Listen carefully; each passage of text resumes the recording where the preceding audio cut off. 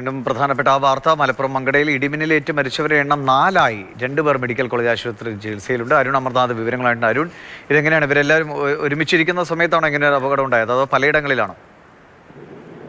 ദിവിഷ്, അതായത് മങ്കടയിലെ കങ്ങൻജോല എന്ന് പറയുന്ന പ്രദേശമാണ്. ഇത് ഉയർന്ന മേഖലയാണ്. ഇത് വ്യൂ പോയിന്റ് കൂടിയാണ് പ്രദേശത്തെ.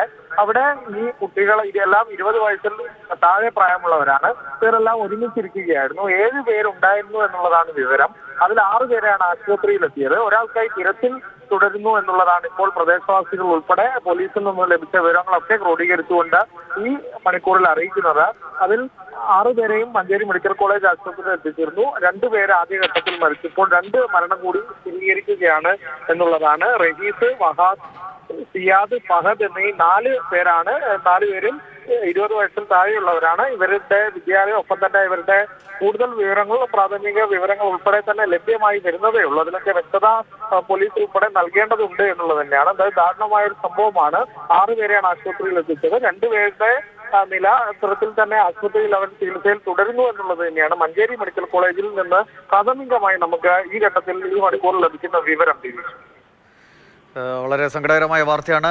വിദ്യാർത്ഥികളാണ് മരിച്ചത്. 4 പേർ മരിച്ചു എന്നതാണ്. 7 പേരുണ്ടായിരുന്നു. അതിൽ 6 പേരെയാണ് ആശുപത്രിയിലേക്ക് എത്തിച്ചത്. ആദ്യം തന്നെ 2 പേരുടെ മരണം സ്ഥിരീകരിച്ചു. പിന്നീട് ഇപ്പോൾ 2 പേർ കൂടി മരിച്ചിരിക്കുന്നു. 2 പേർ ചികിത്സയിലുണ്ട്. ഒരാളെ കണ്ടെത്താനുണ്ട് എന്നതാണ് നാട്ടുകാർ കുട്ടിക്കായിട്ടുള്ള തിരച്ചിൽ അവിടെ നടത്തുന്ന ഒരു വ്യൂ പോയിന്റ് ആണ് എന്ന് മനസ്സിലാക്കുന്നു. ഒരുപക്ഷെ സമീപ പ്രദേശങ്ങളിലുള്ള കുട്ടികളായിരിക്കാം. അവരെക്കുറിച്ചുള്ള കൂടുതൽ വിവരങ്ങൾ പുറത്തു വരുന്നതേയുള്ളൂ.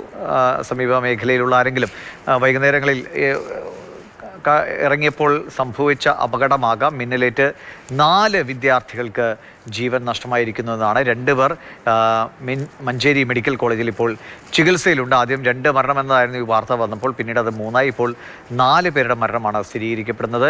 7 പേരടങ്ങുന്ന സംഘമായിരുന്നു. അതിൽ ഒരാൾക്കായി തിരച്ചിൽ നടത്തുന്നു എന്നതാണ്. ഒരു വ്യൂ പോയിന്റിൽ വെച്ചാണ് ഈ ഒരു അപകടം അല്ലെങ്കിൽ മിന്നലേറ്റുള്ള ഈ അപകടം സംഭവിച്ചിരിക്കുന്നത്. 4 വിദ്യാർത്ഥികൾ, 20 വയസ്സിൽ താഴെ പ്രായമുള്ള കുട്ടികളാണ്. 4 വിദ്യാർത്ഥികളുടെ ജീവൻ നഷ്ടമായിരിക്കുന്നു മലപ്പുറത്ത്.